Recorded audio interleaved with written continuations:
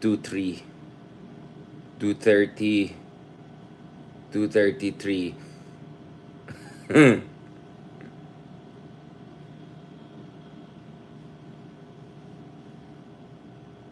All right, and then Leni. Okay na yan. Okay, let's get the ball rolling. Para sa bayan.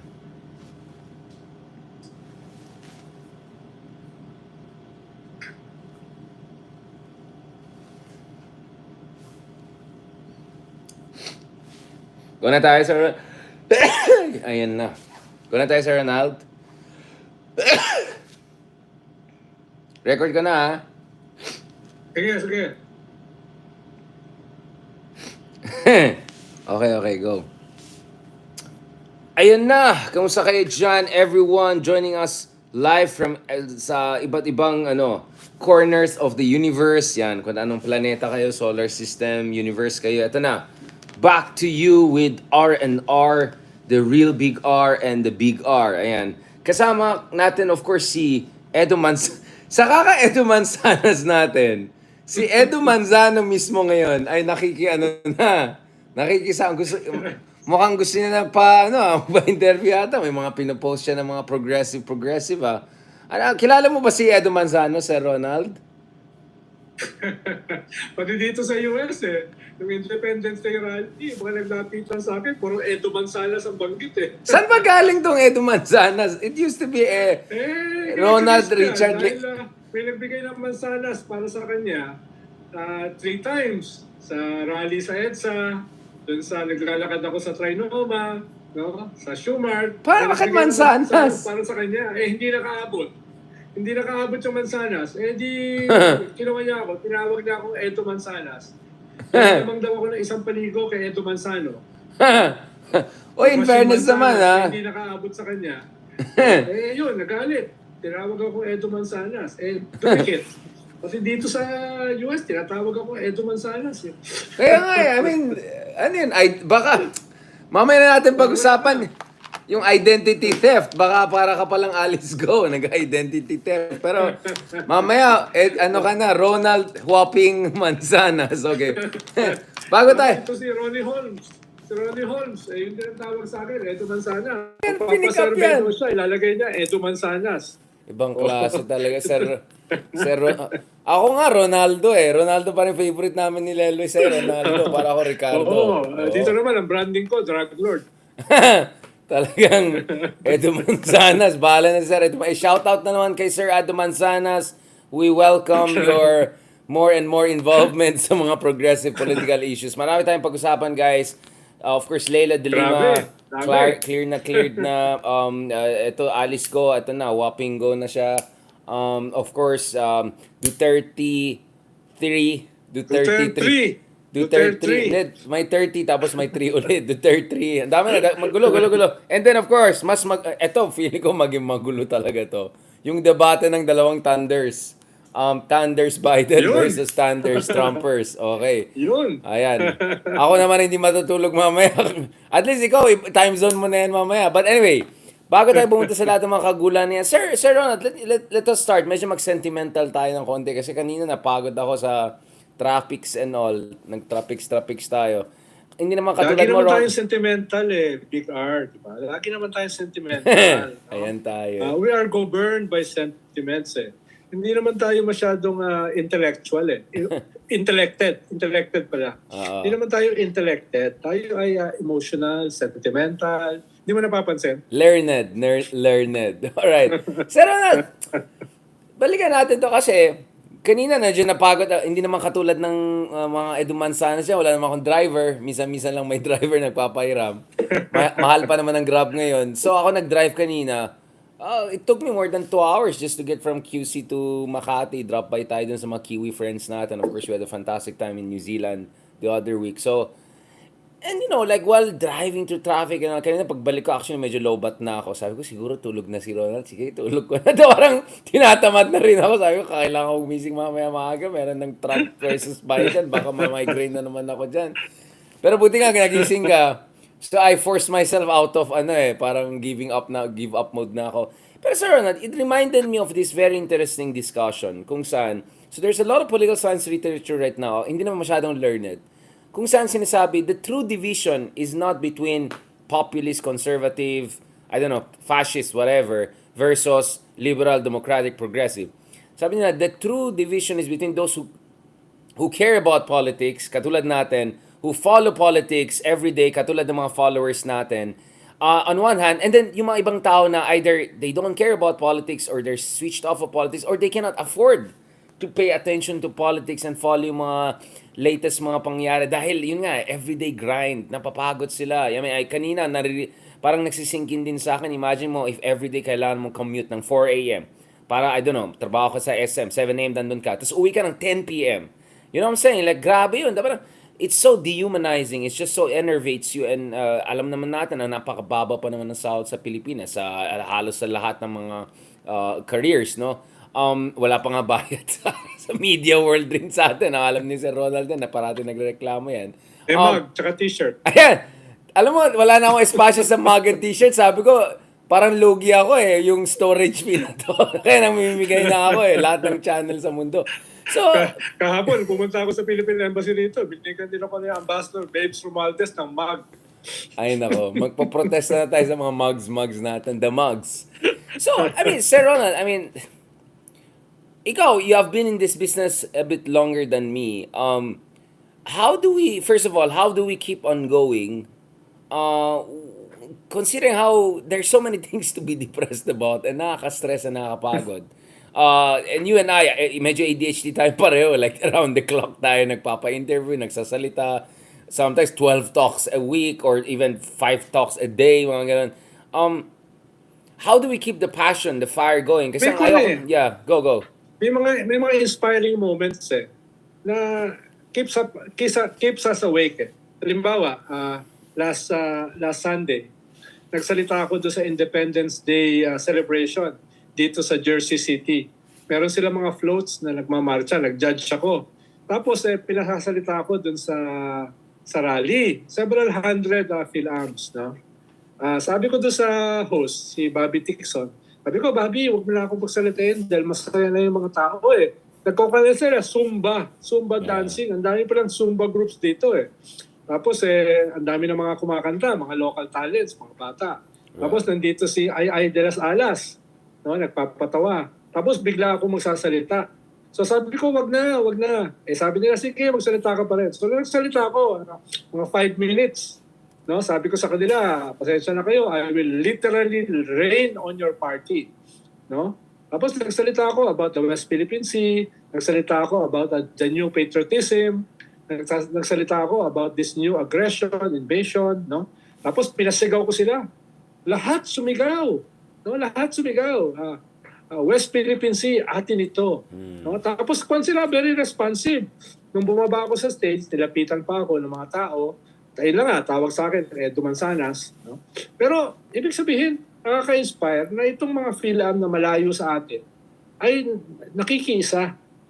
Nararamdaman nila at tinatanong nila ano ba pwede nilang magawa. No, yun yung kanila. Going backwards, halimbawa noong 2022, amazing sumama ako sa 4 na rally nung ni Leni. No, pero mo sa Pasig, 700,000 ang sumama. Tapos nandun sila for 14 hours hanggang gabi. No? Talaga naghihintay yung mga tao, hindi umaalis. Tapos alam mo na hindi hakot. Yeah. Sila gumagawa ng kanilang costume, sila gumagawa ng kanilang mga banners, mga placards, no? May dala silang kanya-kanyang pagkain, dala yung pamilya. So mayroong ganung spontaneity Tumalo ako dun sa Pasay Rally, 900,000, ang laki. Tumalo ako dun sa Makati Rally, 1.2, 1.3 million. Tapos naghihintay ng more than 12 hours. Sabi ko, bagamat fast forward, natalo sila, this is amazing. Nakakita lang ako nito no EDSA. No? So ibig sabihin, meron pa rin ganon na sabi mo nga, na concerned about politics. Meron pa rin ganon na emotionally involved. No? Kahit natalo sila, this is 15-16 million voters. No? This is hundreds of thousands na sumama sa rally. Meron pa nga chismis na nadaya na ito ay mas malaki dapat. No? But that's another topic. So, ibig sabihin, may ganun na perhaps ngayon ay dormant, pero naghahanap ng political alternative, a political narrative, a political brand, a Political political expression. leader. Political expression. Yun itong kanito. Kaya, parang walang panahon para ma-depress Dahil may naghihintay pa rin sa ganitong klase ng discourse.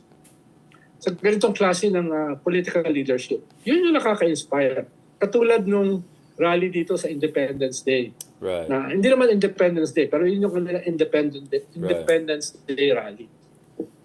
Kaya walang room para tayo ay ma-depress, para tayo ay manghina, para tayo ay tumigil sa ating ginagawa.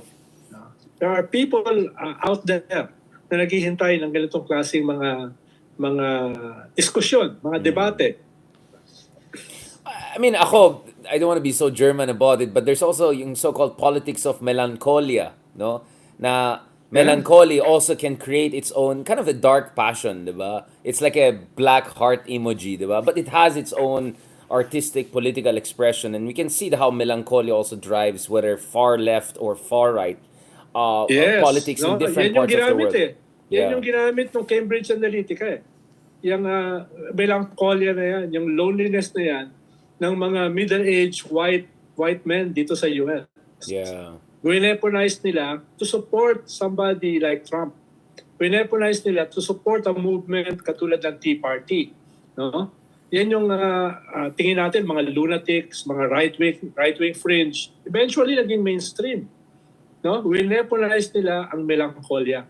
Yeah. Dapat i-weaponize natin papunta sa progressive politics. Kaya ako hindi ko tinitingnan ang populism as a black and white issue. Tinitingnan ko siya na pwede natin gamitin. Dahil people are looking for that no? A brand. No? And eventually, lagyan natin ng substance. Tayo naman kasi hindi kulang sa substance Sobra nga Ang kulang natin is a populist brand. Yun yung kulang natin. Yun nga, the reason I want to ask about this is I think melancholia it's actually melancholia for me. Tama ka pwede mo pa i-channel yan. But the other thing that is really worrying me, Ronald, and I'm seeing this in numbers. So, earlier this year, pinag-usapan natin yung Okta survey about more than 45% of Filipinos switching off, no? Non-partisan, non-political, or depoliticized. And then there's this new study that came out, mga kaibigan natin na sa, I think, Reuters study din to, which shows that ang Gen Z natin is around 45 million. So this is going to be a very strong voting population. Matalino ito in a sense na they're very savvy in technology and all of that. But what really worried me is more and more of these folks are getting their information from TikTok, right? No offense, but but more than that, it's not TikTok per se because you can do also a lot of good things in TikTok. For instance, dun sa issue ng Gaza, nung sinesensor ng mga pro-Palestinians sa Instagram, others, let's just be honest about it, sa TikTok sila naghanap ng expression of alternative perspective. But going back to this, what worried me is... Pero sinesensor nila ang West Philippine Sea. Very sinesensor, kaya nga galit tayo, kaya nga pinapasara ko sa... Hindi naman, pinapascrutinize natin sila, especially ahead of 2025 elections. Mamaya, pag-usapan natin Team China, Team China versus Team the rest, okay? But the other thing is, ang sabi nila, ang pattern ng behavior ng mga Gen Z is, ang titignan lang nila titles. At ito, Ronald, this is, I think, I'm not sure this is good for us or not. And then jump sila kaagad sa comments. So kung sinabi ng comments, this is a loser article, walang kwenta, gano'n, di nila babasahin. Pero yung comment section, katulad natin na bardagulan, mukhang interesting to, may pro, may against. Kasi yun ang nangyari. Tingnan mo yung comment section sa Storycon. Comment section natin sa R&R, di ba? Bardagulan So, probably we have a potential to do well among, some of the Gen Zs. But, wala pa tayo dyan. Mamaya ayusin natin. But, sa akin nakakabahala yung ganyan mindset na parang wala nang pake dun sa content, sa writing, authority, whatever. Ano lang. It's about just what's engaging, emotionally appealing. What is your, how are you gonna work around that? Tama yung observation mo, Big R. Two-edged naman yan Two-edged naman yan. Actually, lagi, di ba? Yeah. May positive, may negative, no? Kaya kinakailangan sa mga forces like us, paano i-harness yung positive? Kahit hindi ganun kalaki. Diba? It's an opportunity as well as a threat. No? Yun yung ginagawa natin. Kaya meron din tayong audience No, hindi lang naman 17, 19 yung ating audience Lumalaki rin naman Ibig sabihin may naghahanap din. 'Di ba? May naghahanap din. Tanggap ko na yung general listeners ay nasa level pa na ganyan. Pero ako hindi ko sila sisisihin Ang masang gagawin ko, how do we reach out to them, no? Na ganyan yung pinanggagalingan nila. At yun yung ginagawa natin Halimbawa, ito, ang daming nanonood sa Facebook, 'di ba? Ako kasi walang Facebook Kaya hindi ko ma-monitor di ba? So, Ronald, aminin mo, kaming dalawa ni Christian ang ano mo. Kami yung social media managers mo. De facto kami ni Christian. So, meron naman tayo naaabot, di ba? At hindi insignificant yung ating naaabot. At nakakatuwa yung kanilang mga comments Di ba? Engaged sila Engaged sila sa mga comments Nakakatuwa No? Kaya nga dito, tumantuwa ako dahil hindi naman ako madalas nandito katulad ng Big R Hindi naman ako Marco Polo na palibot-libot. Pero dito engaging yung mga tao, no? At they go out of their comfort zone, no? Their they silos. go out of their comfort zone para mag-engage sa mga katulad nating mga crackpots, no? At saka mga hecklers, di ba? Yeah. Di ba? Tayo hindi natin sineseryoso yung ating mga sarili. Pero marami sa ating listeners sineseryoso. At ako na-inspire ako ron. Interesting. No. I completely see where you're coming from. Ako naman in my own little ways, no. Especially, ako kasi, I don't know, siguro more university and policy circle kasi nami-meet ko. So maybe I have to do more civil society. And alam mo naman, both of us, I mean, we're progressive. So obviously civil society is a home to me too. Among journalists kasi purong depressing yung discussion. Meron kami event dito sa East West Center, etc. So kausap ko yung mga journalists from all around the world. Lahat distressed, di ba? With the changing landscape, the tectonic shifts in the information ecosystem. Policy world naman, obviously, alam mo naman, very real politic, di ba? How can we get this across the line? China kalaban, anong gagawin? So it's not sentimental. It's very unsentimental. And then universities, alam mo naman, Ronald, universities are universities, right?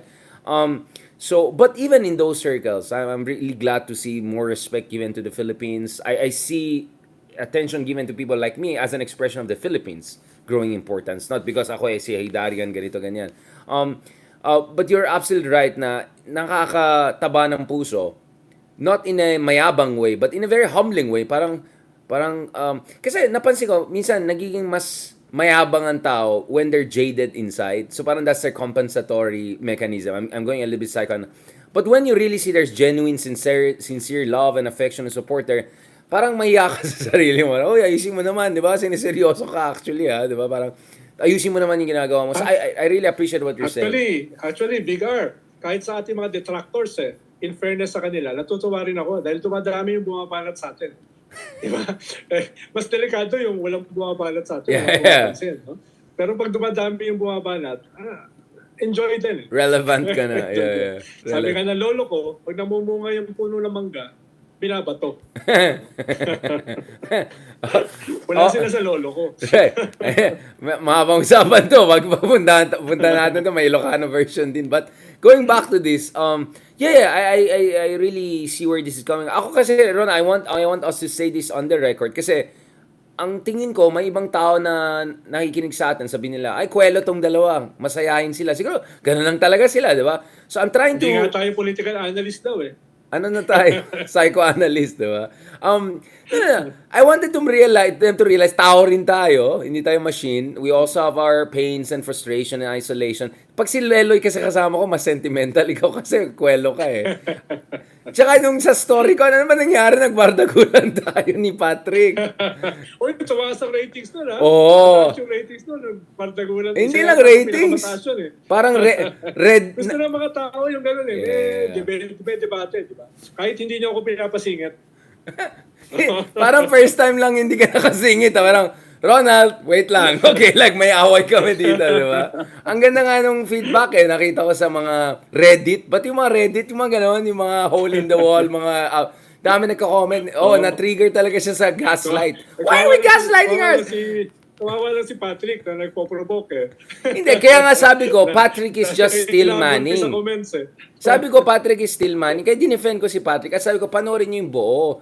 Kasi tama naman si Patrick, we're not supposed to agree with you. Pero kasi the way na he said it, mukhang galit talaga siya sa word na gaslight. Tinawag mo May na hugot eh. gaslighting eh. Kaya- May hugot siguro yan. Kaya medyo mali yung labas. But I know naman what Patrick is doing. He's just trying to challenge us. At alam niya naman, patola naman tayo pag challenge mo kami. Yun lang, nagsama tayong lahat. Ang gulo nangyari, di ba? But O dapat kasi hindi tayo pinagsasabay eh. oh, nag-text daw si Lord De Vera, sabi niya, magkakape pa lang siya, isimula yung araw niya, na-traumatized na siya. Parang nag-retreat siya dun sa grass. Yung parang, alam mo yung sa Simpsons, yung nag-retreat sa grass. Yung nagtago na sa grass. Magsisimula pa lang daw yung kape niya. Pinasa ko yung mga comments, pati sa ibang platform, nag-spill over eh, yung mga comments. Kawawa naman si Patrick. Sorry sir, pero at least pinasikat namin yung show mo, di ba? At least, di ba? I mean, I'm sure it helped. Yun lang, Pero natakot. siguro magdadalawang isip na sila eh, pag sabay tayong dalawa. Kaya nga sabi, wag mo na isabay, kaya siguro hindi na ako inimbeta these days kasi andyan ka. But to make it clear, hindi yun dahil nag-away kami, tina-timing lang namin, okay? Kasi marami mga etchosera dyan. But yeah, ako, Ronald, I think humor is one of the best medicines. To be honest, the moment na tumatawa tayo. Sarcasm. Kaso minsan hindi nag-gets ng tao yung sarcasm, kaya kailangan may facial expression. Wow, napakagaling ni BBM. Kasi pag napakagaling ni BBM, wow, BBM ka na. Hindi nga, sarcastic nga ako. Kaya ako, napakagaling ni BBM. Ganun na ako para obvious na sarcastic. Okay yung combination natin, Sir Ronald. No, I really appreciate it. So your read is from our very limited world of followers and all. Mga few hundreds of thousand lang naman mga followers dito. Your read is we're on the right trajectory. Hold on to the mission. Chill lang. Keep calm and enjoy the ride. That's essentially yun yung stance mo. We're on the right trajectory, God willing. Well, your eye on the ball. Yun nga. But okay, Rona, last question na to before we go to the politics proper. Kasi I want the people to realize tao rin tayo. And I think they see the human side of us. I don't know about you, but at least nakikita nila yung sentimental side ko. Malapit na ako mag-ganon. Parang, Ronald, nadi-depress na ako. Diba? Yung mga Ilustrado vibes, diba? No, I mean, ikaw, Ronald, I mean, I know that you're not, are you a person of faith? Kasi, for some people, kasi faith kind of helps them eh. But you're a secular person, di ba, Ronald? So, Yes. what Pero is that faith is endpoint that spiritual eh. drives you, if not the paradise and an afterlife? Yeah, faith is spiritual eh. Tingin ko spiritual naman tayo eh. Yeah. It's not about religion eh. Right. Although I was born and raised a Catholic, no, hindi ako practicing. Yeah. Pero I believe in a higher consciousness. Right. No? I believe in the soul. No? At malaking bahagi ng ating pinaglalaban is very soulful. No? Kahit hindi natin ina-admit. No? Malaking bahagi ng ating pinaglalaban is spiritual. No? Right. Not necessarily religion. No? Not necessarily religion. Dahil minsan yung limits ng religion ay nakakatulong sa ating mga kalaban. Pine-weaponize nila. Yeah. Diba? Katulad dito sa US. Diba? Pine-weaponize nila yung conservative religion. Pero ayun, tayo ay malaking bahagi ng ating ethos, ng ating pinaglalaban is still spiritual. Right. A connection to the Almighty. I mean, if I can simplify it in Yes. that way, although it's far from a simple issue. No, thank you very much, Ronald. I really appreciate that. Kasi again, sorry if I'm being a bit sentimental and all of that. Ako kasi may mga moments ako whereby like when I'm, syempre, I mean, how should I put it? Madali kasi maging out of touch eh. Kung, alam mo naman, you're always traveling, you're always meeting the leaders, yung mga ganun. So for me, whenever I'm feeling just a slice of the ordinary experience, na commute, na traffic ng big time, na torpe, yung mga ganon, di ba? Yung mga hindi ko usually na-feel, di ba? Yung mga ganon. Parang biglang yung... Medyo hindi ko masyadong naranasan yung nagiging torpe. Ayun lang. Medyo obvious Sorry. naman. Medyo. Hindi na kailangan explain. Parang baliktad yata ang problema mo yata, Ronald. But anyway, yun ang mga ganun. Like yung moments of self-doubt. I mean, I know I don't look like someone who doubts himself a lot. But once in a while, mga things kind of trickle in. And it's like, Richard, Biblical baka... yan. Biblical yan, no? I believe, help my unbelief. Yeah, Di ba? yeah, yeah. Kung nagbabasa ka ng Right. Biblia. Leap of No? faith. I Nakalagay sa mean, Biblia. that's the whole Oh, kick yeah, I God. believe, Yeah. help my unbelief. Dahil bahagi ng faith is Yeah. self-doubt. No? Hindi siya hiwalay. No? Hindi siya hiwalay. No? Yeah. Otherwise, fanatic ka. Otherwise, fanatic ka. Medyo Yeah. Nietzsche. Medyo Nietzsche. No? What doesn't destroy you will strengthen you. No? Di ba? Okay lang na mag-doubt. Pero don't let it destroy you. Let Right. it strengthen you. Di ba? At yun yung, tingin ko, yun yung ginagawa natin. That's why we're on the right track. That's why we keep our feet on the ground. Hindi naman tayo mga pie in the sky dreamers. Di ba? Hindi naman tayo ganun Pero at the same time, hindi naman tayo mga cynical nihilist. Hindi naman tayo mga cynical na mga pragmatist. Yeah. Nandun pa rin yung mga prinsipyo, yung spirit, yung ethos. No? While we are engaging on the ground. Kahit nagbabagdagulan tayo, no? We don't lose sight of what is decent. Di ba? We don't lose sight, no? Ang tawag ni Nietzsche, the higher being, the higher part of our consciousness. No? Habang in touch tayo dun sa lower part. Di ba? Yun yung pa. Sorry medyo Nietzsche ako No. I mean, I suggest check more. My favorite is Soren Kierkegaard, diba? The Danish existentialist thinker, no? Who essentially coined the term leap of faith. Na very religious. Yeah, leap of faith. Faith is a matter of leap. Eventually, I mean, let's be honest. Neither I or Ronald, even the best political analysts, we cannot really guarantee to you, right, the paradise on earth, right? We cannot. But if we keep the faith, kapit lang, work it together, what we can promise is tomorrow will be better than yesterday. Yun lang pwede natin pangakuin. Not the perfect tomorrow. We leave this world a better place, di ba? Yeah, we leave this world exactly. a better place. That's the best we can do, di ba? Kino-quote ko si Kwali, yung isang paborito mo, si Gramsci Ay, talagang notebooks, di ba? Mi amor. Pinopopularize natin Dahil konti nakakilala sa kanila. Tayo, pinopopularize natin based sa ating reality. Dahil sayang naman itong great thinkers na ito. Pero most of his life, nakakulong siya. Right. Pero ang ganda ng mga sinulat. Pero doon siya sumulat ng prison notes talaga. Yeah, exactly. Yeah. Yes. At sabi ko kanina, sana matutunan ng real opposition. No? Yung kanyang ethos. Yung kanyang sinasabi na war of movement, war of position. Yung sinasabi niya na active accumulation of forces instead of passive. Doon sana matuto yung real opposition para mag-scale up. Na tingin ko ay related do sa pinag-uusapan natin na weaponized populism in a good way, in a progressive way. No?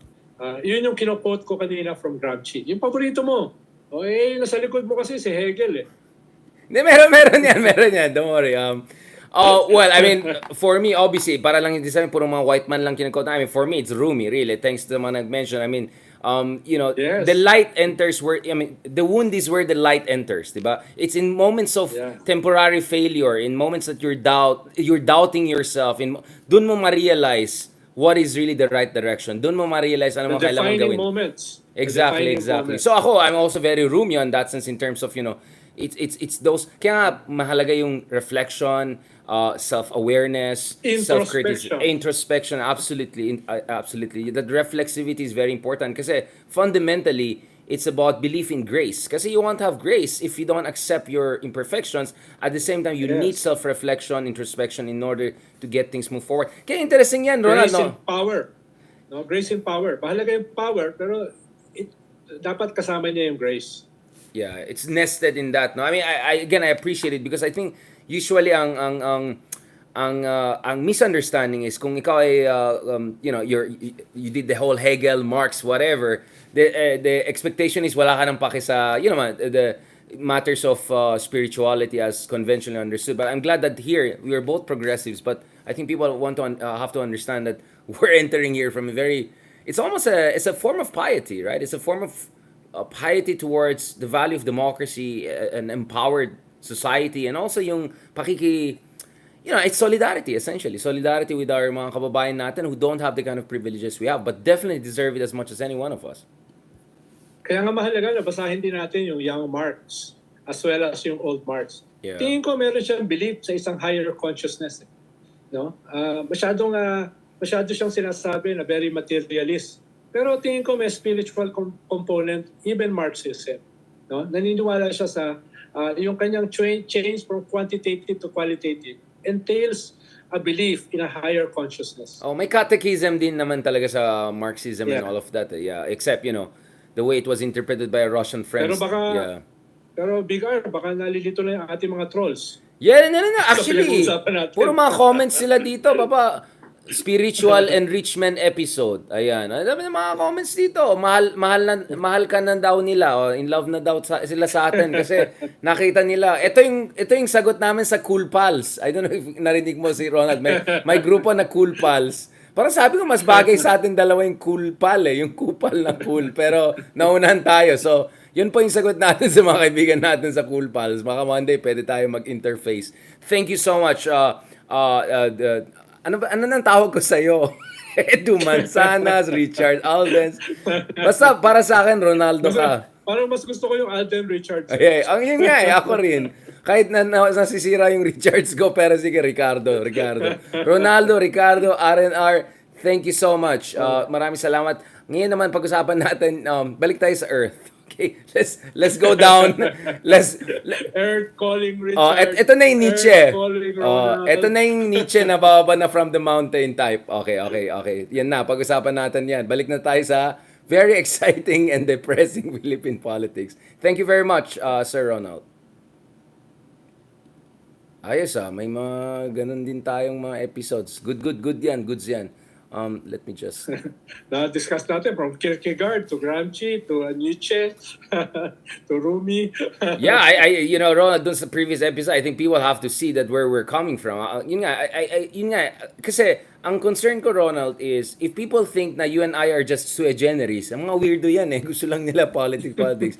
Then hindi sila magkakaroon ng as much interest as they should have. But if they realize, tao rin tayo, nasa-stress din tayo, nababatrip din tayo, napipikon tayo, but nevertheless, we still do what we think is right. Feeling ko mas inspiring yun Yung flawed heroes are more inspiring, right? Than yung on the pedestal hero. Hindi ko sinasabi na hero tayo, pero flawed analyst operators who try to do something right is better than yung hindi nila ma-reach. Imperfect.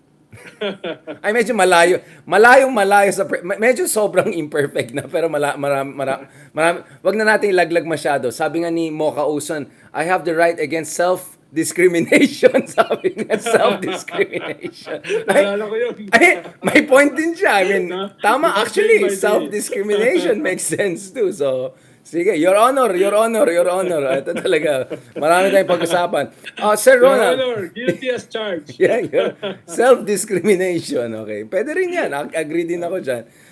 So, eto na. It's finalized. So, Laila De Lima, good friends of ours, whom we stood by throughout the years. And I don't know, Ronald, if you got... They know who really was with them all those years when kinakalimutan siya. Tinawagan ko nga siya Tinawagan They ko remember, siya they remember. Paglabas ng kwan. Tapos nagbigay ako sa kanyang proposal na, Laila, pwede ba niyo bang gawin ito? Dahil hindi nagawa ito after the election. Magkaroon ka ng nationwide Thanksgiving tour together with Leni at saka Risa, Tatlong Maria, no? At listening tour to consolidate yung dormant pink wave para as a machinery papunta dun sa kunin nyo yung unity team, no, na historic din yung high, Right. na ngayon ay nawasak, no. Kunin nyo yung mga disenchanted, no? Kunin nyo yung mga tingin nila hindi naman na-deliver yung promise ng unity team. Sure. So pwedeng two stages: consolidate what remains of the pink wave na hindi insignificant, ng Tatlong Maria na hindi kandidato for the midterms. Maganda yun hindi sila, sa bagay, si Leni kandidato for NAGA, pero hindi kandidato for national office. Tapos sila yung mag-harness at mag-consolidate nung energy at saka yung idealism at voluntarism ng pink wave, then use that as the machinery to reach out dun sa unity team na malaking bahagi ay disenchanted. Mismo sa surveys ng Okta halimbawa, diba? Disenchanted sila. Almost, sabi mo nga, almost half ng mga population natin, no, ay naghahanap ng alternative. Doon sila mag-reach out. Yun ang sabi ko kay Laila nung kinongratulate ko siya doon sa kanyang victory. I mean, do you think the next step also should be for her? I know it's a question of also priorities, and I'm sure she wants to enjoy her full vindication and freedom. But do you think the next move should also be her going after her tormentors? I mean, of course, may nagsabi na, Yes. sir, pag tormentors, buong Kongreso at Senado na yan. But I mean, obviously, we're talking about Principal principal tormentors. tormentors. Kasama dyan yung mga favorite, yung mga supra tormentors. Yan, supra Yes, tormentors. yes. Yung mga ganun, di ba? Yes, tama. Dapat kasama 'yon, no? Kasama 'yon dun sa kanyang nationwide tour, no? Kaya dapat yung mga botante kasi naghahanap din ng bardagulan, di ba? Right. At si Laila yung pwede ron. Si Leni at si Lisa mabait di ba? Decente. Si Laila mukhang may ganun siyang karanasan Election lawyer siya Sa election lawyering, bardagulan yan di ba? Kaya may ganun siyang karanasan, may ganun siyang experience. So siya yung pwedeng maging street fighter dun sa Tatlong Maria. No? At hindi siya tatakbo Hindi siya tatakbo. So disinterested party siya. May disavowal of power. At that creates a mantra. Hindi ka interesado na kumuha ng posisyon. No? So, yan ay pwedeng kaya nga yung mga Duterte bago tumakbo, sasabihin nila hindi sila tatakbo. To create that mantra of disavowal of power. Parang hindi ka interesado. Kay Laila, mas sincero kumpara sa mga Duterte. Pero gamitin. Diba? Well, I mean, perhaps I'm talking ahead of myself, no? Hindi naman ako strategist katulad ni Big R. Pero yan ay mga unsolicited advice na baka pwedeng nilang isama doon sa kanilang strategy. Kaya nung tinanong si Laila kahapon tungkol dyan, sabi niya ay medyo positive yung kanyang pagtanggap. Ito sa pinag-uusapan natin. Right. I mean, obviously, ikaw yung hari ng unsolicited advice at ako hari ng sulsul, no? Sinusulsul din kita So, maganda combination yan. I mean, obviously, it makes sense also to go after the tormentors because some of them will be running for office next year. So, pag-usapan natin in a separate episode. But before going there, so now, ito, kaibigan natin to, parati din natin kasama. Si Senator Trillanes is openly admitting na talagang meron ng exploratory talks. Itong sinasabi natin na Grand Coalition. So essentially, mauna ang Never Duterte sa Never Marcos. Or yung mga Never Marcos, tahimik muna kayo, give chance to Never Duterte, mamaya natin pag-usapan si Marcos. What is your read of this situation? Well, it's a good proposal, pero tingin ko improbable pa sa midterms. Right. Dahil marami pang mga sugat yung kasaysayan, di ba? Right. At walang reckoning di ba? Walang reckoning doon sa dictatorship ng tatay, doon sa alleged na loot na kaya marami mga ganun pa. So hindi pa yan handa for the midterms. Baka after the midterms, mas magkaroon ng mga tactical possibilities, no? Sa ngayon, yung joint slate, baka yung base ng mga yellow at saka pink, baka hindi pa ganun ma-eliminate handa. sila. It's too much. Parang Dahil ma-trigger sila. Walang reckoning sa nakaraan diba? Tapos meron pang, tingin ko, may final push pa for Chacha. Definitely, kontra dyan ang real opposition. Hard. So may mga, bagaman meron mga commonalities sa foreign policy, may commonalities sa anti-drug war, may mga ilan pang mga fundamental differences. Halimbawa sa economy, di ba? May mga ganun pa. Kailangan pang ayusin yan. At kailangan din ng kaunting reckoning, no? Na of the past. Hindi naman pwedeng kalimutan na yung nakaraan for the sake of the future. Exactly. No? Pero after the midterms, pwedeng may ganyang classic tactical grounds to prevent a Manchurian candidate. Di ba? Yun nga So you think in absence of a grand coalition, two of them can still squeeze the Team China for the lack of better. Pag-usapan natin more later on. Pero you think that will be good enough in terms of the two from each side attacking them? So, kasi ang problema ng admin is, walang moral ascendancy ang mga Marcoses on good governance. Sa issue ng inflation and economy, vulnerable si Marcos. So, ang pwedeng job ng traditional genuine opposition is to attack the Dutertes on their own record and to say, wait, Excuse me, kayong mga Duterte, kayong mga kapalpakan, in fact, we're still paying the price for your total disastrous, catastrophic handling of economy, especially nung pandemic time. So, wag kayong magmaganda, mas palpak pa kayo, umupo lang kayo dyan. So, Tama. doon may credibilidad kasi ang opposition na wala sa administration. Administration will just look defensive. Yes. Ang pwede natin makita, Richard, dito sa midterms, ay may common line of attack. No? At yung atake sa isa't isa ay hindi ganun katindi. No? Pwedeng ganun na mangyari rather than magsasama sa isang slate. Di ba? Dahil yung base din ng mga Marcoses, baka hindi rin handa pa, no, natanggapin itong real opposition. Tapos yung real opposition hindi pa handa na pumasok sa isang slate officially. Ang pwedeng tactical alliance nila is anong tawag diyan? The direction of the main blow. No, yun ni Leni. Sino yung main enemy? 'Di ba? Doon muna ang banat. Tapos sila ay pwedeng meron differences pero merong mga balatan pero hindi pa ganoon ka-intense during the campaign. Yun yung pwedeng maging tactical opening. I mean, you could go even Trotsky, neither peace nor war. Meaning, you won't attack Marcos, but we're also not gonna be with him. Because ang focus natin sa... I mean, Yes, let's go yes. Trotsky, right? Yes. Talaga maretag talaga tayo Hirapan dito. na naman yung mga trolls mo para unawain si Leni at si Trotsky. Ayan. Oo nga eh. Ikaw nga, Leni ka ng Lenin. Tuloy, napahamak. At least, tinirotsky ko na lang para wala nang gulo-gulo yan. No, I mean, ako for me, this could be also a mutual poison, di ba? Kasi, pag nagsama yung dalawa officially, or in an explicit way, pwedeng gawin ng mga Dutertes is to paint themselves as victims. Kasi kami lang totoong anti-establishment lahat. So the whole Tiglao, whatever school of thought, di ba? Pangalawa, masunog talagang opposition. So in 2028, they cannot come back na stronger. Kasi Yes. ang kausap ko yung mga Indians about what happened with Raul and they said, well, after 2 terms ni Modi, nakita ng tao wala naman talagang improvement sa buhay nila, bumalik na sila sa dating-dati, which is the Congress Party. Tama. Which made me think, wait lang. So actually, after 1 term of Digong and 1 term of Marcos, I think people will be much more open to reconsidering Yes. the old opposition. But if Pero- they team up now, sunog na sila. Pero they have to scale up. The real opposition have to scale up. No? Katulad ni Gandhi. Right. Di ba? Katulad ni Gandhi. Nag-scale up siya. Meron din siyang listening tour.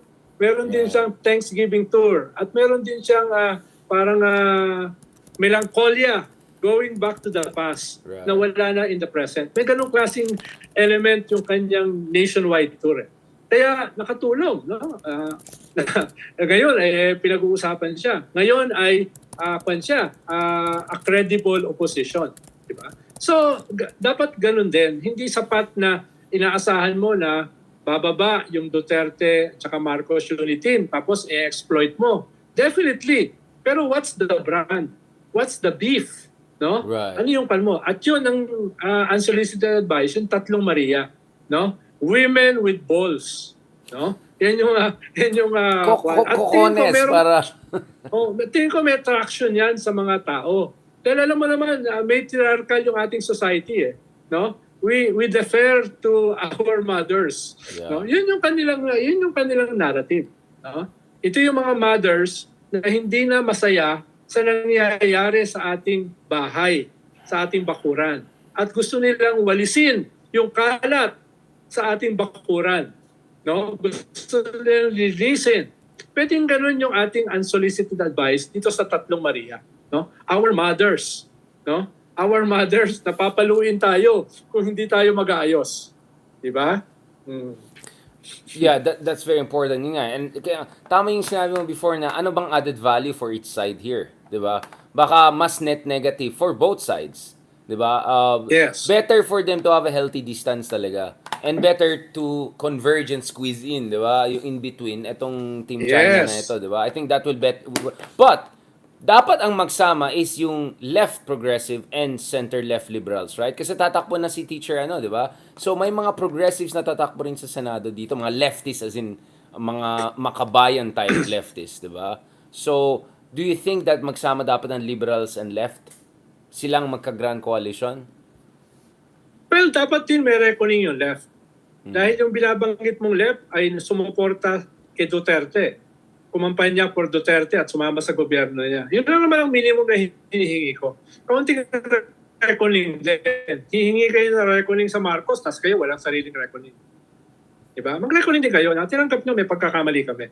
Tapos, kailangan din ng konting adjustment sa yung strategy. Dahil minsan yung mga left na binabanggit mo, sobrang dogmatic eh. Sila lang ang tama.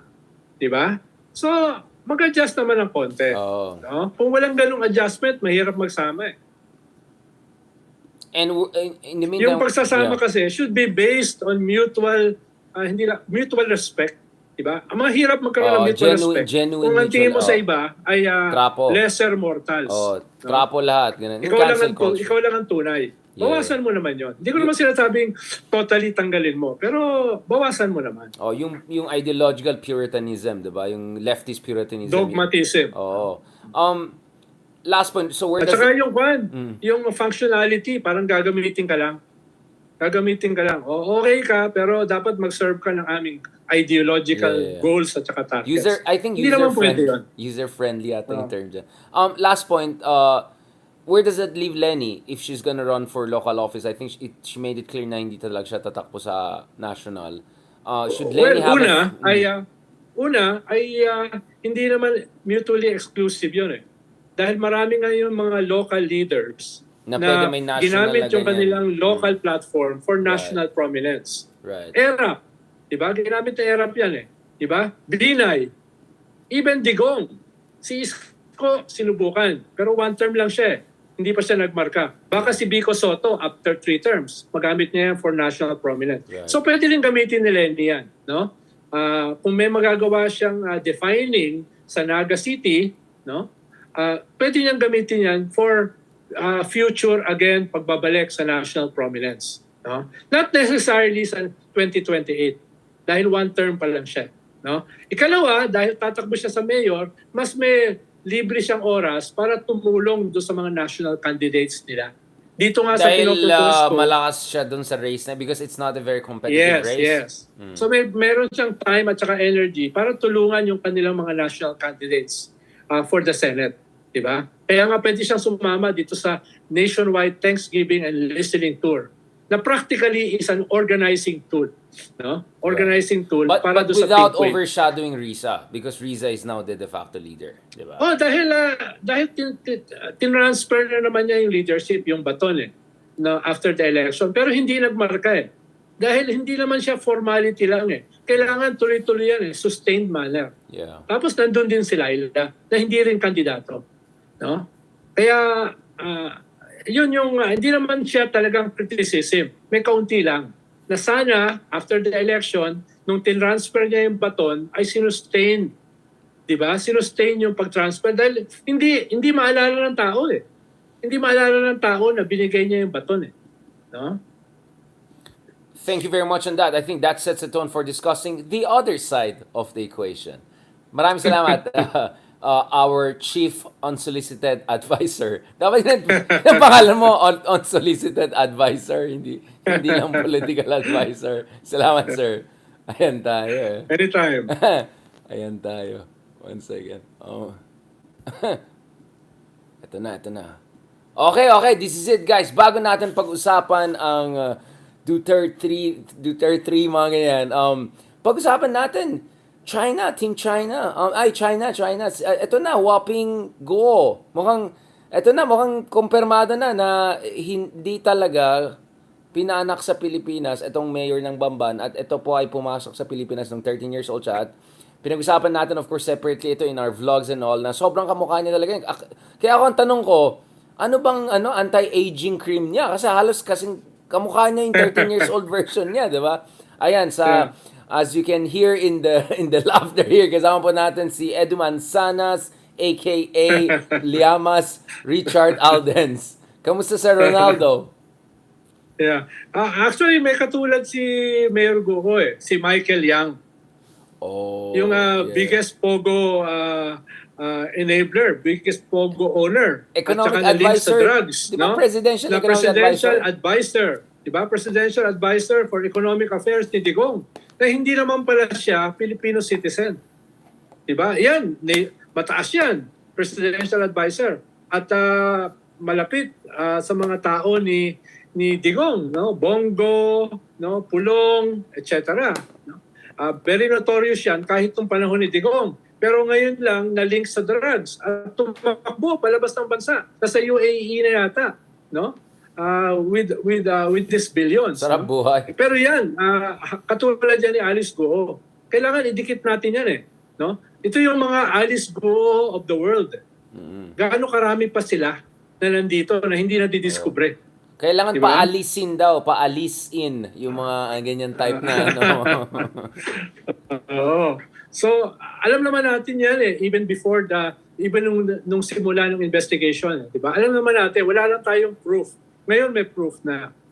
'Di ba? Very very apparent naman hindi siya makasagot Yeah. Mga basic questions Hindi na alam natin niloloko tayo 'Di ba? Alam natin. Ngayon nandiyan na yung katibayan. Nandiyan na yung forensic evidence.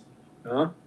Oo nga, actually natakot yung iba dyan. Baka sabi niya sa sobrang sikat niya na ngayon, baka tatakbo pang Senado yan, manalo pa yan. Kasi, sino ba nagsabi ba? Sabi niya, alam mo, ang Pilipino, pag nakita to, baka makipag-picture pa sila sa mall sa kanya. I mean, wala tayong concept ng... Siyempre. Basta notoriety, publicity, it's the same, di ba? Medyo may problema yung kultura natin, no?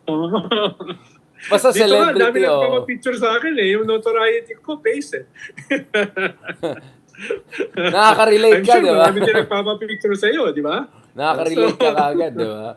Nakaka-relate ka. Kaya, kailangan paalisin yung mga ganyan types. But do you think that, again, of course, we don't want to preempt investigations, I think Senator Gatchalian and Reese are doing a fantastic job.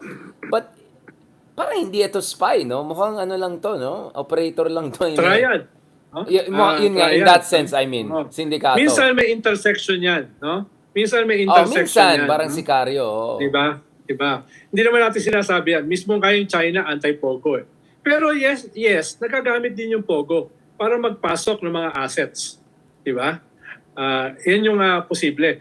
Alam ko nga, in the past, yung mga triads na yan, yung mga Pogo, ginagamit yan for money laundering ng mga nasa Chinese government na eventually nakulong.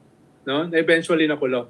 Kaya may mga ganong intersection between the government at yung mga triads na yan. Pero hindi siya mukhang caliber na... Mahalaga rito, Richard, yung sinasabi na xenophobia, at least dito malinaw. Hindi to xenophobia. No? Hindi to xenophobia. Ito ay malinaw na criminal investigation. It's a law hindi natin enforcement dinadama issue. yung ibang Filipino-Chinese, no? Yeah. Malinaw ito ngayon. Dahil dati kasi binabanatan yan yung investigation. Zarzuela daw. Diba? O ngayon, nakikita na nila, hindi ito xenophobic. Medyo targeted ito sa mga criminal elements. Diba? Na hindi naman talaga Pilipino. Hindi naman Filipino-Chinese. Kaya ito ay nalilinaw na natin sa ating Filipino-Chinese community na dati ay kinakabahan. Baka pati sila tamaan. Diba? Lumalabas na daw sa usapin ng Pogo. Tama yan. May marami ako na-meet ng mga followers din natin ng mga Chinoy, di ba? Kasi I live in quite a Chinoy area. They say, Richard, ba't kami naiinis? Kasi syempre pwede mag-boomerang din sa kanila and pwede rin mag-blowback. So mas galit pa sila kay Alice ko, yung mga ganyan tipo na talagang hindi Pilipino at all. Tapos napapahamak sila. Nakikiano lang sila. Tapos tapos gagamitin nila yung xenophobic charot na discourse to weaponize it para lang i-shut down yung national security issues. At of course, patriotic din yung mga Chinoy natin kapatid. Naiinis din sila na binababoy yung bansa natin. But Ronald, does this make the Philippines look like a banana republic? I mean, how could she get passed through all of the layers and filters of government and intelligence? I mean, sobrang garapalan tong nangyari. Well, nakikita naman natin, Richard, paano ginagamit ng China yung ating sariling weaknesses. Diba? Ang dami nilang enablers dito Ang dami nilang talking head hindi yan mangyayari sa China. Magsasalita ka lang, nangangalahati ka pa lang sa sasabihin mo against China. Wala ka na. You disappear. Di ba? You disappear. Hindi mangyayari yan. Yeah. Kaya ginagamit nila sa atin ngayon. Pero ang maganda, may ginagawa na tayo. Ang maganda, ina-expose na natin. Ang maganda ay nagsisimula na natin gisingin yung ating mamamayan. Yung pinag-uusapan nga natin, a new patriotism. Hindi xenophobic Exactly. A new patriotism. Hindi natin kalaban yung Chinese people.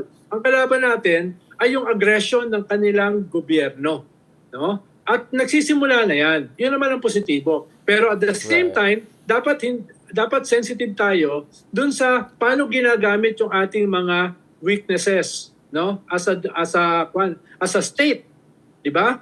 Yun ang ginagamit nila. Ang daming mga Using butas our na freedoms. pinapasukan. Tsaka freedoms. They weaponizing our freedoms. Even political correctness. They use it to shut down any discussion of China. I remember when you discuss anything about Wuhan, alam mo yung COVID, you're racist and all. Tapos ngayon may mga, let's just call them idiots who are saying, oh, pag nag-criticize ka ng Sinovac, bayaran ka ng Pentagon project. Like, hello, that's practically everyone, including journalists in China.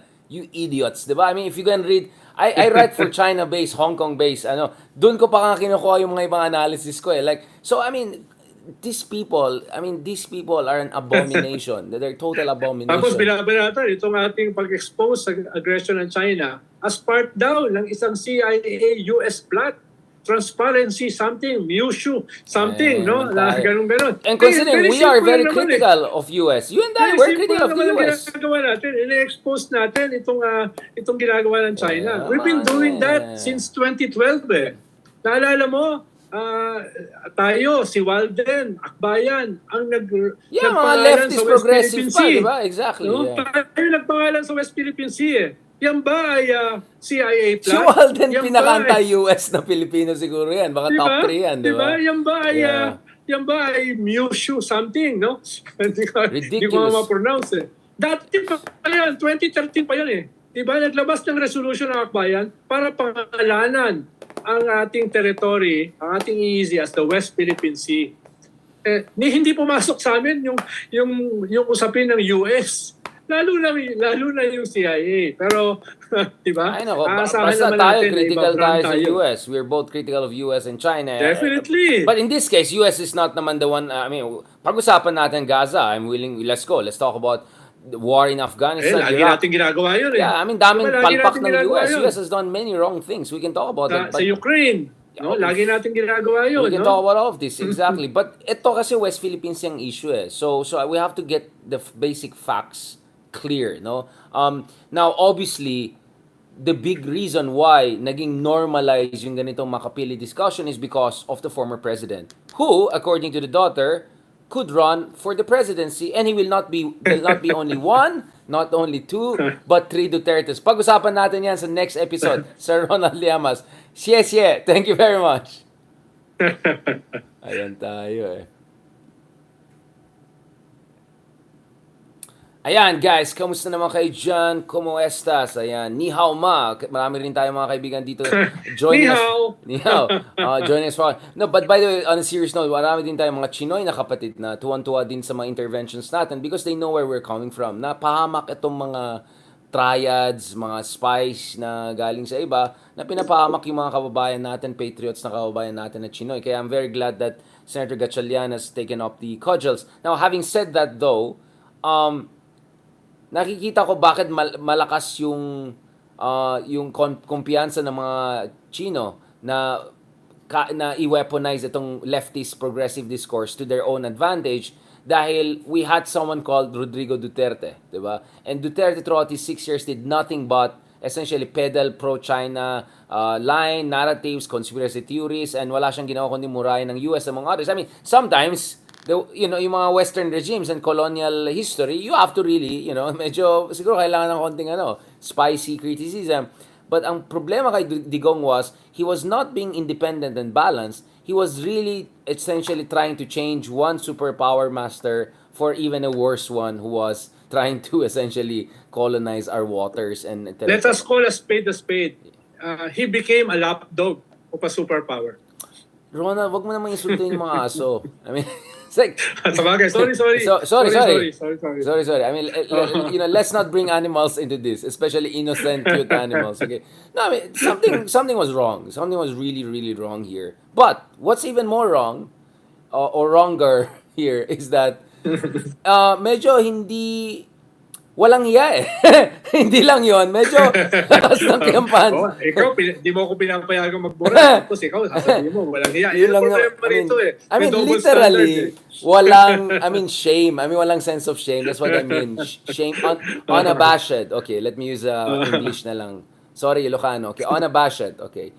Hindi ko na sasabihin yung Ilocano version. Medyo baka mag-away tayo. No, but going back to this, Sir Ronald. So,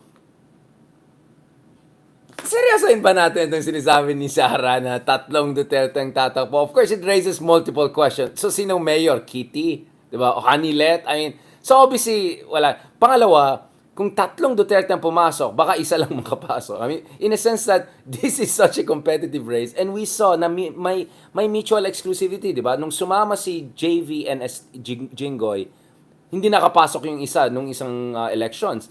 Nung pinasok si Ben Tulfo sa surveys, bumaba ng 14-15 points si Erwin Tulfo. So actually our voters, even though they may like a family or family name, pag multiple ay tumakbo at the same time, it tends to have that deductive capacity. So I can easily see Digong at top 5, Baste probably top 10, but 3 of them making it to Senate sabay-sabay. What? And then, of course, it also implies that maybe Sara wants to move down and run as the Davao mayor. So, obviously, ang daming butas itong claim na ito, which makes you wonder, ayan na naman sila, nagpapagulo, pero sila lang nagugulan, tapos pinagtatawanan lang sila ng mga seryoso. I mean, anyone who really understands how things work, parang, ganun yung sagot nila. So, Sir Ronald, ano ba, patulan ba natin yung mga ganyan hanash? Or ano? Dapat patulan natin, Big R. Actually, lagi natin pinag-uusapan dito yan, di ba? There is method in the madness. Pero There sabi is mo, method madness is the method. Oo, pwede rin. Madness is the method. Halimbawa, isang pinanggagalingan nila is desperation. Naubos na yung kanilang political base, no? Nagtalunan na, yung iba ay nasuspinde, no? At yung kanilang base ay confused sa pagtumbling-tumbling ng kanilang mga leaders. Pro-Marcos, anti-Marcos, pro-Marcos, anti-Marcos, pro-Marcos, no? Ang Sir sabi ni Ronald, BBM no, is I complicated. disagree with you. Sabi ni, ito yung supra-analysis na pinakagusto ko. Sabi ni ex-human rights, akala nyo nawala na yung black magic. Yung Duterte magic. Na Freudian slip ako. Nawala yung Duterte magic Natataranta na daw tayong lahat. Wow, we're so scared. Ano sabi mo sa mga... corrected. No, I stand corrected kay idol ko na ex-human rights lawyer. So, yun yung isa. No, pinanggagalingan yan ay desperation. No? They have to go on the offensive. Hindi sila pwedeng defensive dahil lalong mag-hemorrhage yung kanilang base. Lalong mag-hemorrhage. At doon tayo pupunta sa ikalawang factor. Yeah. Yung method in the madness. This is classic Duterte. Yeah. This is classic Duterte disruption. No? Tinataob nila yung lamesa. At the very minimum, diba? At the very minimum, pinag-uusapan sila. At the very minimum, nagmamarka sila.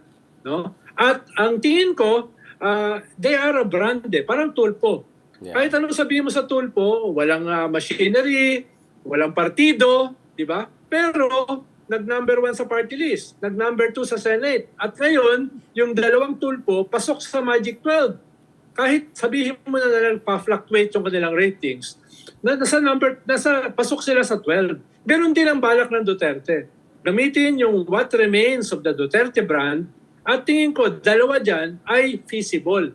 Yung isa ay iiwan sa Davao. Hindi nila iiwanan yung bailiwick nila. Possibly ang iiwan si Pulong. Dahil wala pang national prominence si Pulong. Tingin ko yung sinabi ni Sara na si Baste ang standard bearer sa 2028 is not an empty threat. Tingin ko partly to deflect attacks from Sara, yung layunin. Yeah. Pero tingin ko ay sinusubukan din nila. Si Bastiba ay magiging Digong 2.0 na mas gwapo ng hindi hamak. Di ba? Imagine mo a Digong 2.0 na mas gwapo, mas attractive. Yeah, but minus all of Digong's credentials as an ex-prosecutor, lawyer, everything. Yeah. So, tinitignan din nila kung tataas siya. Kung tataas siya at si Sara bababa, why not? Diba? Why not?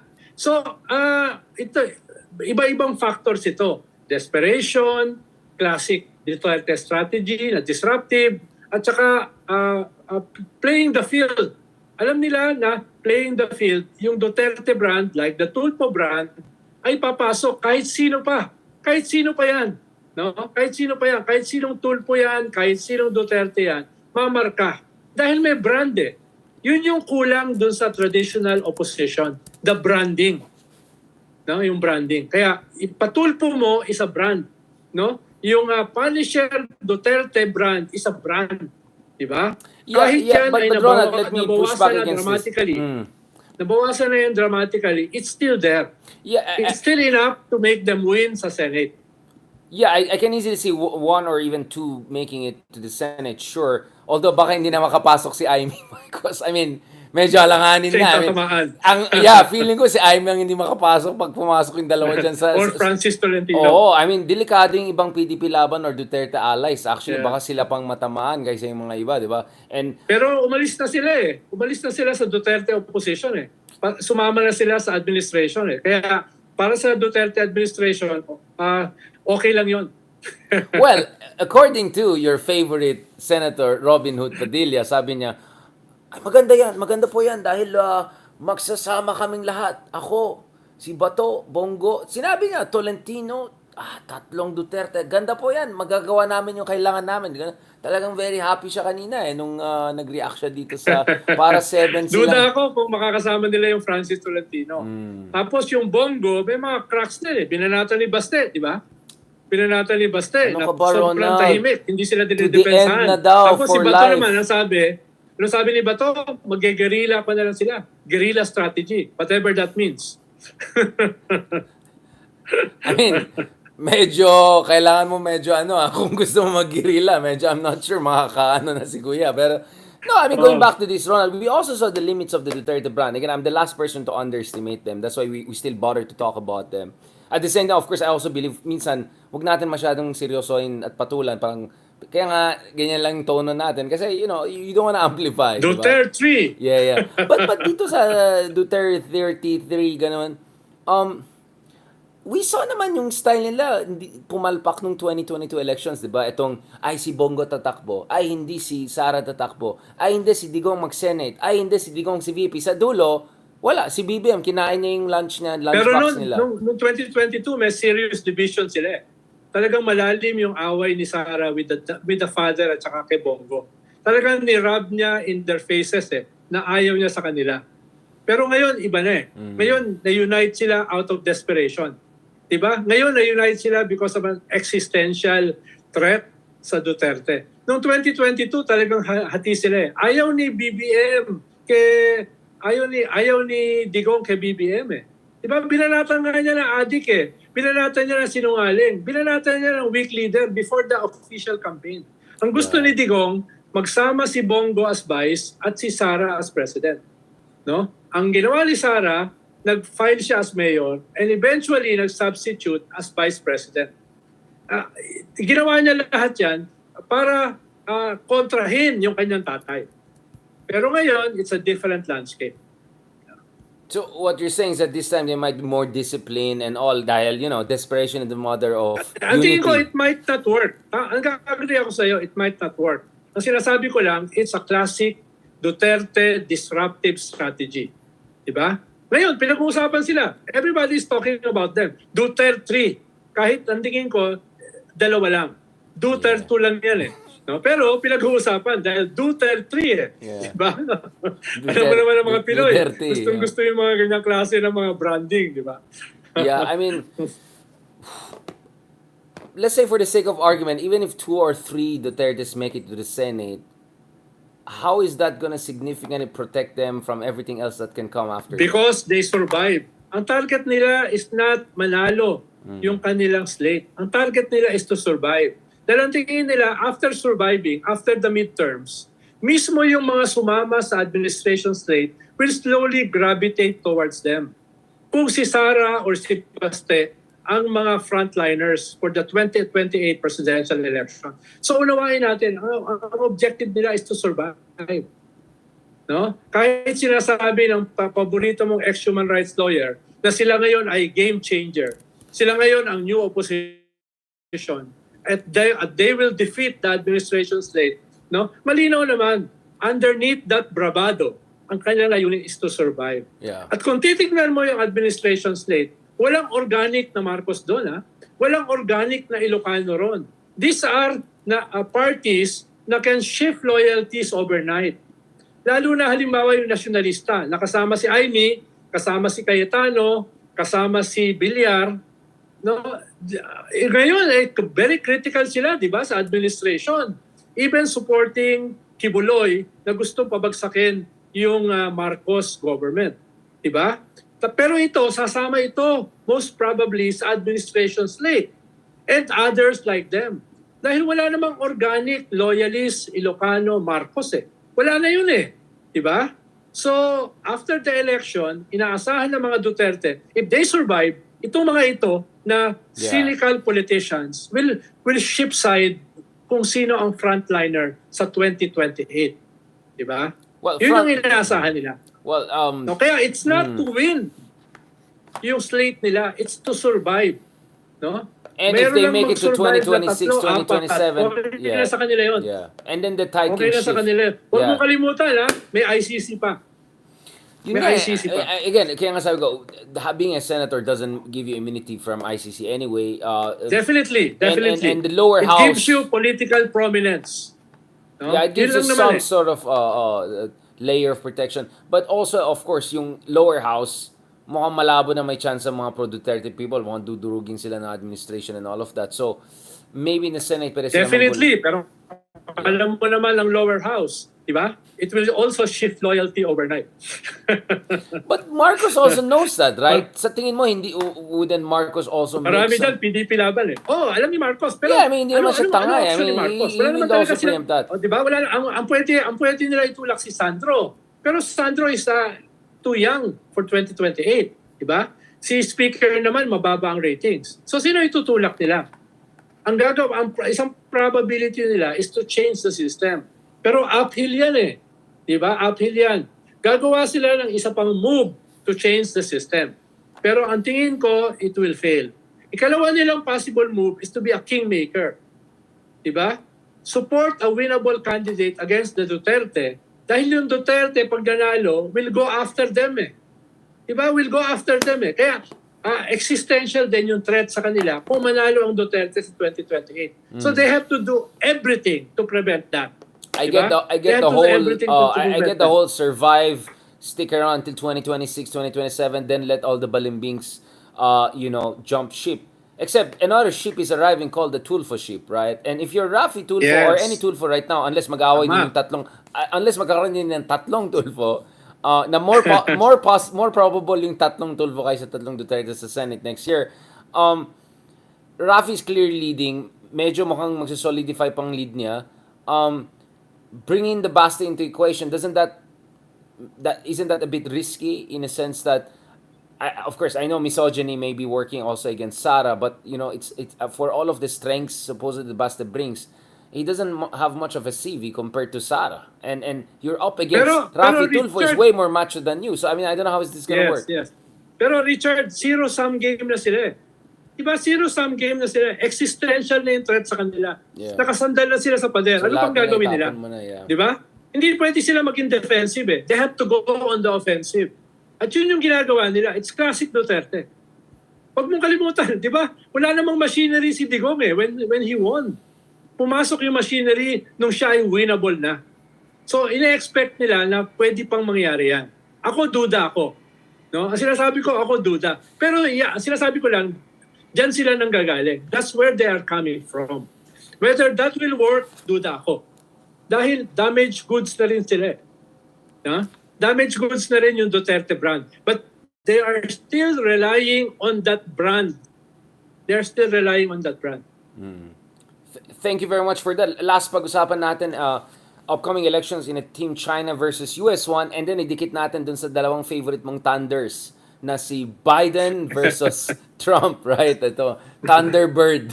Mga Thunderbirds, yan, pag-usapan natin. Thank you so much, Sir Ronald Diamas. Okay, ito na. Ito na, huling albimbo na yan.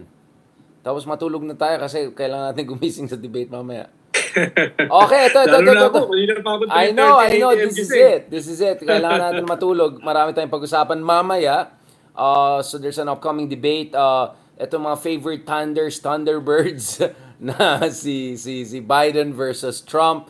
Doon sa mga mga anti-Biden lang, please watch some of Trump's speeches. He talks about washing machine, water coming in and out, and like weird stuff too. So medyo Saka yung format, pwede siyang patahimikin. Patayin. But Hindi na siya pwede mag-interrupt. some Democrats think na that could help Trump kasi better na marinig nila si Trump na nagkakalat kaysa yung 2 minutes. Baka he has enough strength to remain coherent for 2 minutes, but not 3 minutes or 4 Pero wag minutes. nila i-underestimate si Trump, ha? No one, I think no one is. Meron pa niyan. Merong audience yan. Merong audience talaga yan, including mga Pilipino. Ang dami mga supporters na Pilipino ni Trump. Marami ka bang Pero dyan na nakikita pro-Trump? natin, Richard, going into the debate, di ba? Nagbago yung kwan. Since nung conviction ni Trump, medyo dumikit o baka lumamang pa si Biden. Yeah, doon sa lamang na si popular Biden vote. sa Fox News survey. Popular vote. Mismo sa Fox News, no? Ang problema yung Electoral College. Ang prediction nila, dramatically lamang pa rin si Trump. Huwag natin kalimutan, hindi popular vote ang nagde-determine ng presidente. It's the Electoral College. At sa kanilang survey, Swing yung states. Electoral College, Swing states. lamang pa rin si Kwan. Lamang pa rin. Ang laki ng gap, Ito yata yung biggest gap between the popular vote and the Electoral College. Yeah, if ever, no. So, Yeah. Worse Kaya kailangan than- maunawaan worse than ng Hillary. ating Baka mga worse than Pinoy Hillary. listeners. Magkaiba yun, Magkaiba yun. Popular vote, baka lamang na si Biden after the conviction. Pero sa Electoral College, lamang pa rin si Trump. he might lose the swing states. Tignan natin, of course, the surveys also on the swing states. The Yeah. last one, the detailed one I saw was from New York Times kung saan lamang si Trump. But let's see. At least sa Fox News, it shows that there's a little bit movement in the other direction. Anyway, I think no one will really know until the day comes kasi it's sa sobrang hati ang United States ngayon. This is gonna go down to a few counties. I don't know, in Georgia. Yes. I don't know if Tama. Florida is still up for grabs, but yeah, I don't know, Michigan and some of these places. And then the big question, yung mga galit kay Biden for Tama. the Gaza issue. At yung mga surveys this past 2 elections, medyo inaccurate. Sablay na. Diba? And look at what happened in India. Umiyak literally on national TV yung isang pollster. Yes. Kasi sobrang sablay yung survey nila, di ba? Yes. Survey nila, magpa 400 yung Team Modi. Akala nila, isi-sweep nila, di ba? And it's the opposite. All in a the sense. surveys tell that. Pero Sobrang nagkamali. palpak. At mga Indians, magaling sa math mga yan. So don't underestimate them. Porkit mahirap silang bansa, it doesn't mean their pollsters are not good. They have legit scientists and social scientists. Yun lang, talagang mahirap na sa panahon ngayon because people are also not very honest in the pollsters anymore, right? They don't trust. Oo nga. They don't Parang trust survey Parang agencies. yung poll between Hillary at saka Trump. Maraming mga voters na na-survey. Ayaw nilang aminin na Trump sila. Pero pagdating ng election, bumoto sila kay Trump. Kaya hindi nag-reflect sa survey. Pero nangyari rin yun nung incumbent si Trump. Akala ng mga Republicans, isi-sweep nila yung Congress at saka yung Senate. Nagkamali sila. Diba? Nagkamali sila. Meron palang latent na distrust kay Trump doon sa mga swing voters. So, ibig sabihin, 2 elections, medyo inaccurate. Yun nga, and of course, the big other question is yung Gen Z voters. Ang dami mga memes na Gen Z online, sobrang active, and then pag voting day, lahat tulog, di ba? Yung mga ganon. Kasi, marami sa galit kay Mahalaga Biden. yun bringing the voters sa voting place, di ba? Mahalaga yun. And just to clarify this, usually the argument is, especially in the US, but also in European democracies, higher turnout is better for the left or Democrats versus but Yes. actually in these elections, sabi nila, if you look at it, actually high turnout may help Trump more than kasi mas maraming Active yung galit. kanyang base. Kasi at saka mas They're maraming active yung galit. kanyang base. Mas maraming disaffected, Ronald, because of Lalo na inflation on the Gaza issue. and inflation. Even within Democrats. And cost of living, Ronald. Cost of living is hurting, especially Latino, African-American, Gen Zs, yung mga 20-year-old, yung mga kakagraduate lang from college. Yes. Ang mahal. Sobrang expensive ang US ngayon. Grabe. So, cost of living Saka criminality is an issue sa election. well, actually, it is an issue in elections, but the actual statistics show a more actually better situation. But yun na, online, ang dami makita ng mga criminality issues. Ang pabor kay Biden, yung reproductive health, yung abortion. Diba? Absolutely. Karamihan ng mga American women ay pro-abortion, pro-choice. Kaya yun ay nakakatulong kay Biden at saka sa Democrats. Which I wonder nga, ano sasabihin ni Trump dyan? Because I know personally Trump is not comfortable with the Roe versus Wade overthrow. Sa tingin niya, this was really not good for Republican side. So let's see how is he gonna... Mukhang marami rin siyang pina-abort ng mga girlfriend niya. I mean, let's not go into his personal life. Medyo wala ng ideology, ibang usapan na yan. Ronald, ikaw talaga, mukhang medyo malapit ka yata sa Trump Tower. Nakikita mo pa si Trump Tower from dyan? Sa kabila yata yung Trump Tower. Hindi, natutuwa lang ako sa kanyang hypocrisy. Pati, sa sobrang kabalmoks nito, hindi na hypocrisy tawag dyan. Di ba? Like, hypocrisy is nag-effort ka pa, natagoy. Ito, walang talagang effort. Di ba? Talagang, walang pake. Di ba? Talagang in your face talaga. Oo. Di ba? Pero ginagaya yun ng ating mga politiko. Yun lang.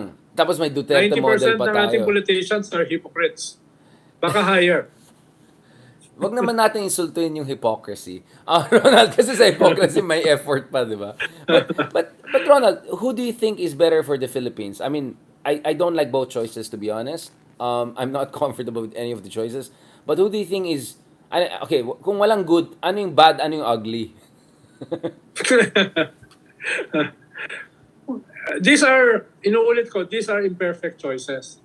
At ayokong pumili ng imperfect choices or lesser evil. Dahil yung lesser evil is still evil eh. No? Sa aming Ano ka na, catechism. RFK Sa Junior ka aming na? Roman Catholic Catechism, lesser evil is still evil. Pero, siyempre, balance sheet, mas lamang naman si Biden in terms of modernity. Diba? In terms of modernity. Na mas delikado si Trump para sa mundo. Diba? Mas delikado siya. Kaya medyo lamang naman si Biden. Pag pinag-usapan natin yung modernity. Pero yung modernity, lalo na dominated by neoliberal capitalism, ay also masama para sa mga bansang katulad natin. No? Kaya habang may ganong klaseng tanong si Richard no, about sino ba ang lesser evil, no, ay medyo marami akong reservations tungkol dyan. Pero kung ganyan ang pagkakapackage ng tanong, medyo lamang naman si Biden. Dahil at least hindi siya pre-modern like Trump. No? Yeah, I mean, I heard all the pro-Trump arguments na, you know, he's transactional, he doesn't care about ideology, etc. He's gonna end the war in Ukraine, tell the Ukrainians, wrap it up, make a deal with Putin, so that will stop, you know, markets will recover. And then, supposedly he's tougher on China dahil yun talaga yung kalaban ng US. That's what also surveys say, that far more Americans are concerned with China compared to Russia, Iran, or North Korea. But I doubt it. pero ako, exactly, ang point ko naman is, even if, okay, of course, one counter argument would be, but he could also cut a direct deal with Xi Jinping, di ba? Not to mention business deals in China.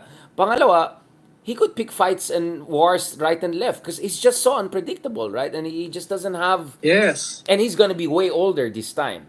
People At forget, sabi ni Tigong, this Trump would be in his 80s too. At sabi ni Tigong, best friend daw niya si Trump.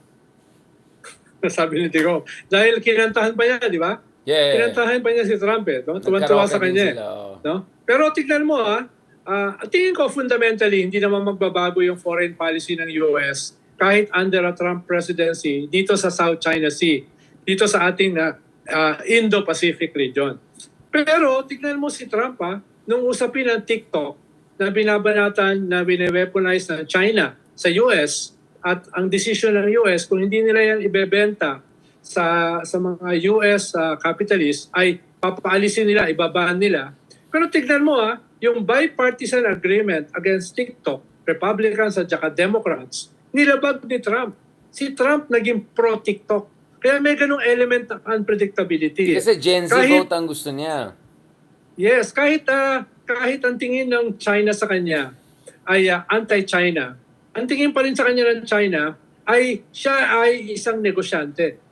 A businessman who will do business. Ibig sabihin, transactional.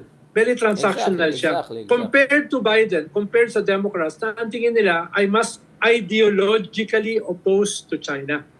Diba? Yun yung nakikita ng China na kaibahan eh.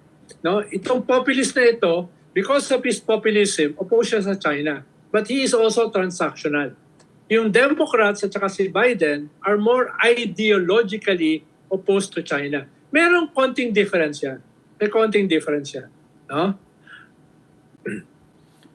And of course, I'm sure Marcos could also say we're older friends of the Trumps. I mean, the whole Imelda Marcos, Manhattan days. I'm sure if you're Duterte or Marcos, both of you are saying, we can deal with Trump, right? Yes. Pero, mahalaga yung debate na yan dahil that will affect the whole world. That will affect our region. That will affect the Philippines. We cannot deny that. Kaya lahat tayo nanonood yan eh. Hindi yan election lamang sa Amerika. It's an election for the world. Yeah, and although I doubt many people will watch it directly, especially swing voters, but I think everyone will watch the TikTok highlights version at doon magkakaroon ng labanan. Sino mas nagkalat? At, I'm sure every side will show. Richard, maraming mga Pilipino rito sa Amerika Pro-Trump. pro-Trump. Yeah, exactly. Yeah. Oo, I'm dahil doon sa having a hard time abortion finding issue. pro-Biden Filipinos. I mean, everyone I see is like, no, Trump, dahil, Trump. Dahil kwan daw, anti-abortion si Trump. No? Ah, Maraming naniniwalang conservative Philams Catholic sa ganung kasi klaseng tayo. hypocrisy. Well, I don't know if you saw that clip na sobrang nag-viral. May mga Turks na nag-cross ng Mexican border na illegally. Pagdating mismo sa US, in-interview sila ng Fox News. Sabi nila, many dangerous people crossing. I think you should close it. You should be stricter with your immigration. So, he just crossed the border. Trump na siya agad. Nag-team. Padala mo naman sa akin. Hindi ko Ay, nakita sobrang kayo. nag-viral Padala mo sa yan. akin. Check mo yan. Tawa That's ko so ng tawa. funny, ah. That was so funny. So, If it wasn't tragic. as in, kaka-cross lang niya. Tapos, daming mga ano dyan. Isara nyo na yan. I mean, like, wala siyang iya talaga. Wala self-awareness, ha. Dapat ingat kayo. Parang pro-big wall na siya kagad. So, At ako na, hindi lang mga Latino at saka Turkish ano po cross. Maraming Chinese. well, yan, medyo mahabang usapan because we don't know really what's going on. But from what I understand, there are many middle-class Chinese who are sick and tired of their regime. Kasi, Yeah. ano naman, Silvia, meron kang magandang kotse, bahay, whatever, pero wala kang basic freedom, sinasurvey ka. So, I think many ordinary Chinese na medyo may kakayan to fly to Mexico, ganon, they just want to have a better life. But, you never know, right? You never know with China. Baka may mga Alice go rin dyan na hindi natin alam. On that note, thank you very much, Sir Ronald. Mabuhay ka, magpahinga muna tayo kasi mamaya kailangan natin i-analyze Salamat. ito. Pahinga naman tayo. Oh, God bless you. Bago manood ng debate. Salamat po. God bless. Talk to you soon. Anytime. Ikaw Salamat. pa. Mabuhay ka. Thank you very much, guys. Maraming salamat dito, no, sa mga diskusyon natin. Please don't forget to continue to follow us. Follow us dito sa TikTok, Richard Higdarian 007. Yun, madali lang yan. Please follow, like us. Also dito sa Facebook, tuloy-tuloy yung support nyo. And of course, YouTube, para ma-meet natin yung minimum na 100K na para ma-blue check na natin, para alam na tayo legit talaga yung ating YouTube channel. Para naman, medyo mag-next level na tayo. At sabi ko nga, hope natin na mag-reunion tayo as kind of Spotify Cool Pal style of event. With Ronald, Justice Carpio, mag-superstar, ano na tayo. And who knows, also of course with other vloggers, great friends, no, whether it's Chris, Christian, Mark, whatever. Also, of course, don't forget to follow us and give us, please, if you think we deserve it, 5-star, 4 or whatever, dun sa Spotify and podcast, just put my name, Richard Darren, or Deep Dive. Makikita niyan. It's just a few clicks, but it could count a lot kung lahat tayo, kahit unti-unti lang, mag-contribute kayo. On that note, thank you very much. God bless, and talk to you soon. Maraming salamat po. Thank you. Thank you very much again sa lahat ng mga sumuporta and all of that. Thank you.